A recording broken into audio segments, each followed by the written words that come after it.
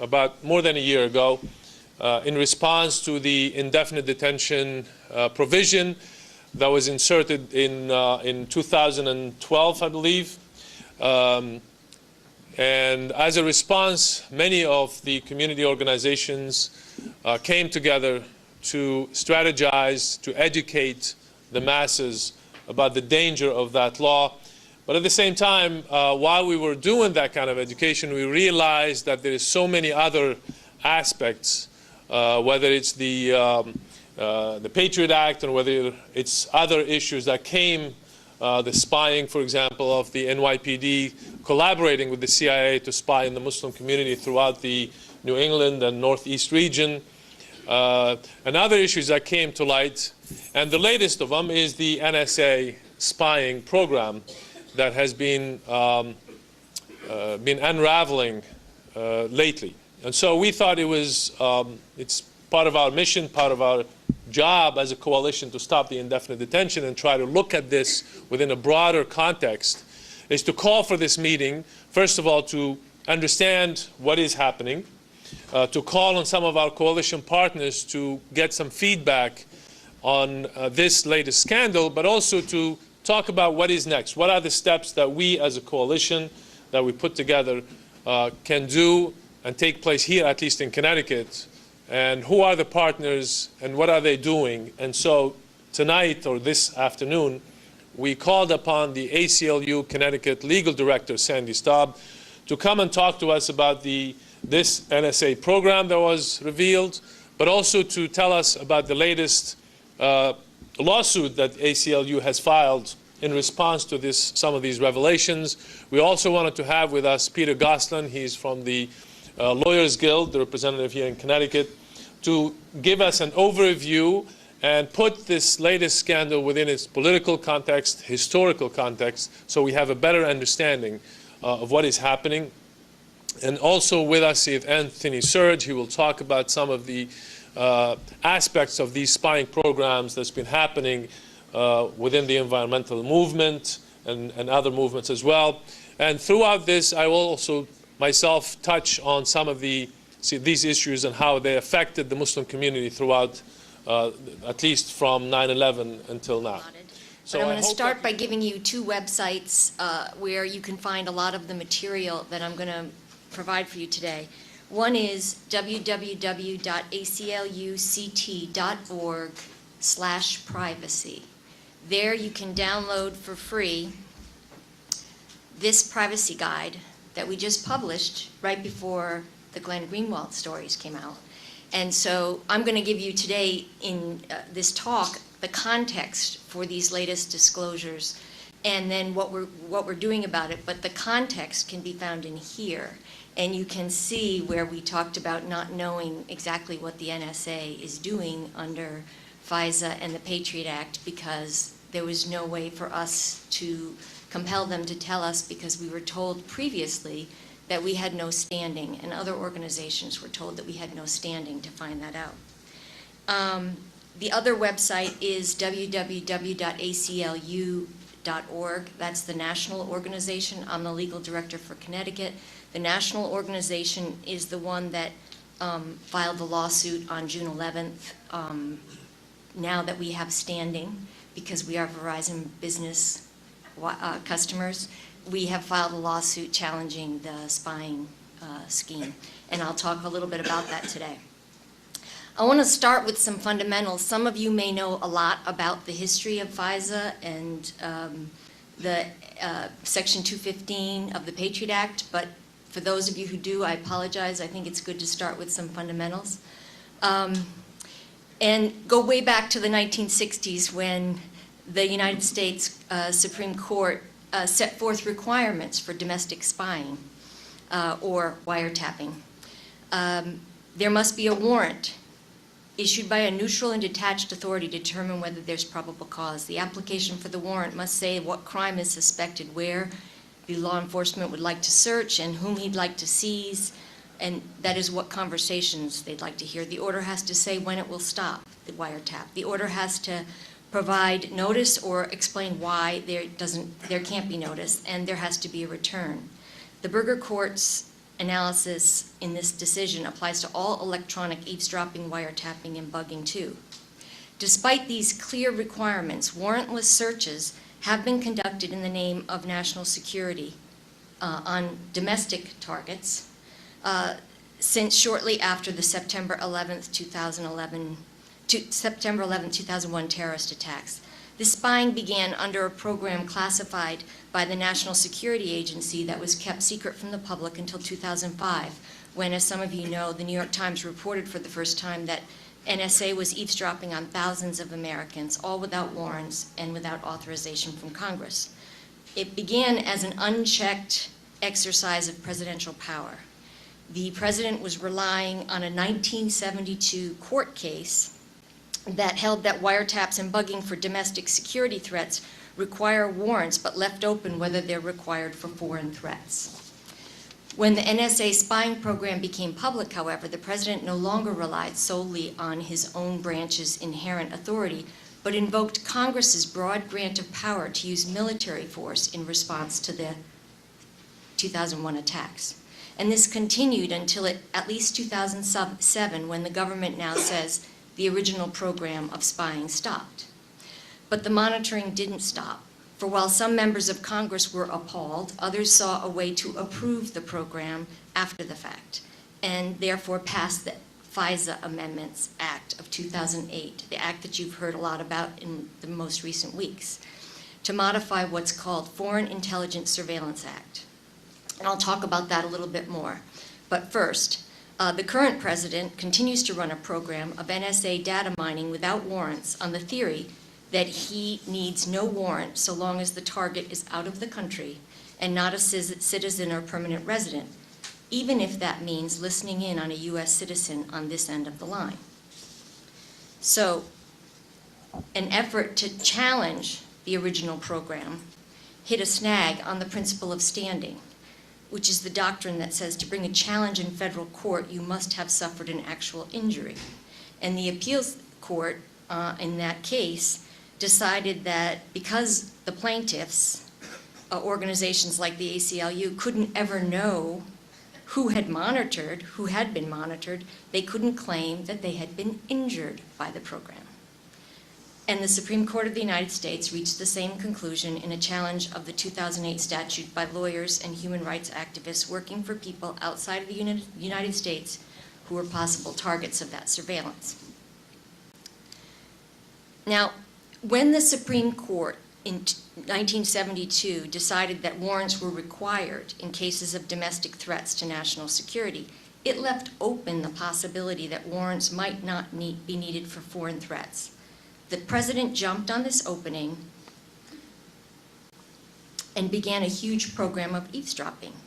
After investigation, Congress perceived that the executive branch had abused a loophole, so in 1978 it enacted the Foreign Intelligence Surveillance Act.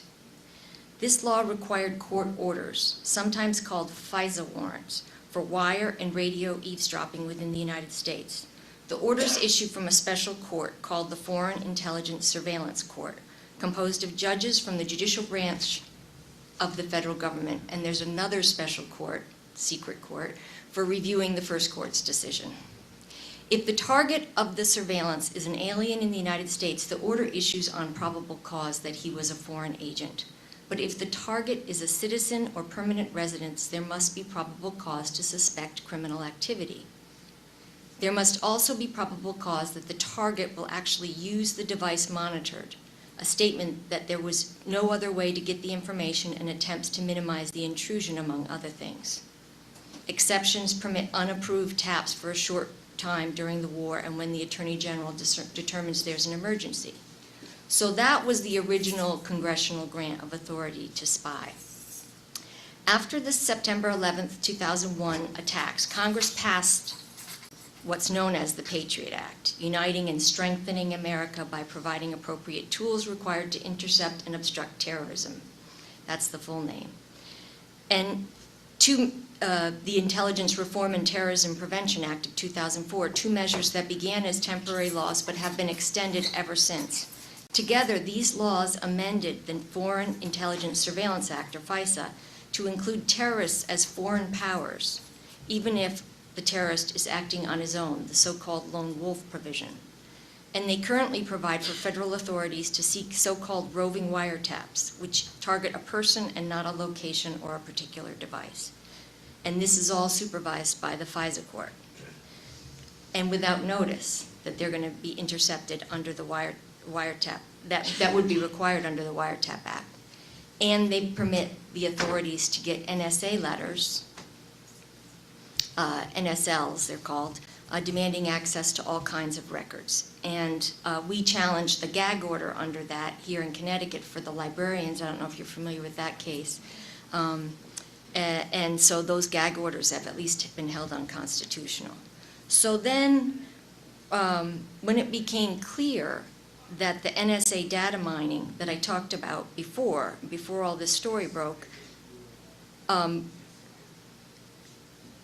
had exceeded the Patriot Act, Congress amended FISA again regarding surveillance of aliens outside the United States. The new law requires the Attorney General and the Director of National Intelligence to apply to the FISA court for an order to conduct surveillance on aliens abroad without any need for probable cause that the target is a foreign power or its agent.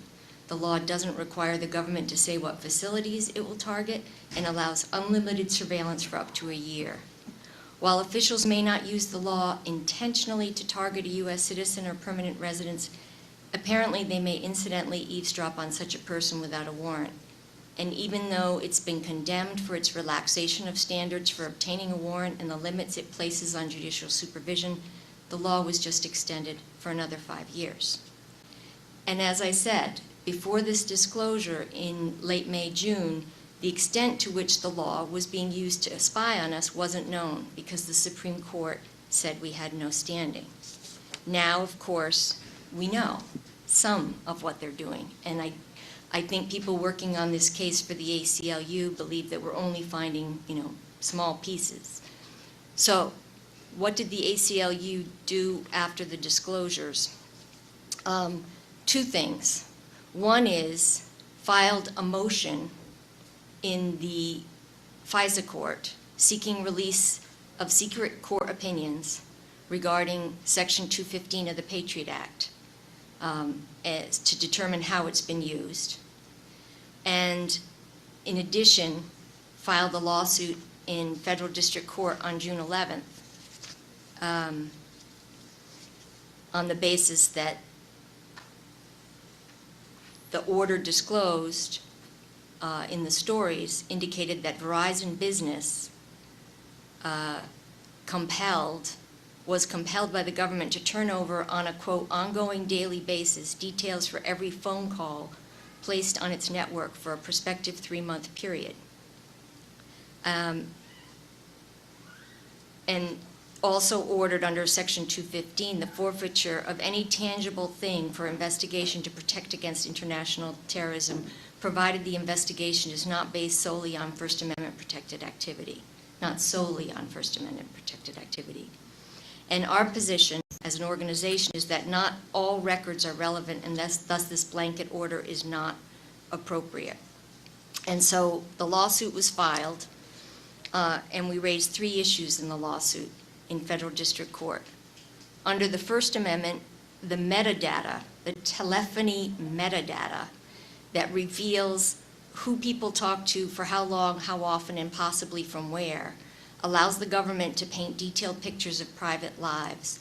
And we argue that the breadth of this information is incompatible with the statute, and it violates the First Amendment of the people who are targeted, including the ACLU, who, people call us all the time on our Verizon phones to seek legal advice, confidential information, people who don't want their calls to us to be disclosed.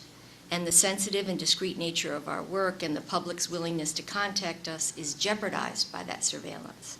So that's the first claim. The second claim is that under the Fourth Amendment, the personal data aggregation that they get under this order amounts to unreasonable search and seizure under the Fourth Amendment. And we're relying on the U.S. v. Jones decision and the indications in that decision from a collection of judges' opinions, that government collection of individual bits of seemingly innocuous personal information for long periods of time amount to a complete and unconstitutional invasion of privacy, and that the surveillance unveiled here is precisely such a violation.